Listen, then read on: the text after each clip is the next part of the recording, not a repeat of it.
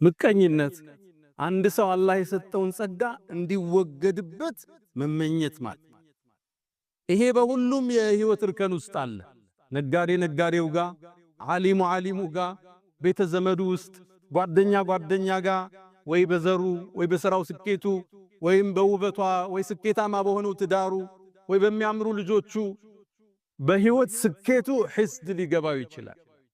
ይሄ እንድንጀምር ያስገደደን ሰማይ ላይ ወንጀል ሲጀመር በዚህ ስለተጀመረ ተናጋሪው ማዳማቸው የውስጥ ሕክምና በተቅዋ ውስጥ ማነጽ ቀልብ ካለባት በሽታ ከኩራት ከመኮፈስ ከዩልኝ ከስሙልኝ ከሒስድ ከሕቅድ ከነዚህ ሁሉ ካላጠራ ነው የኛ ሰልፍ ህያው አይሆን።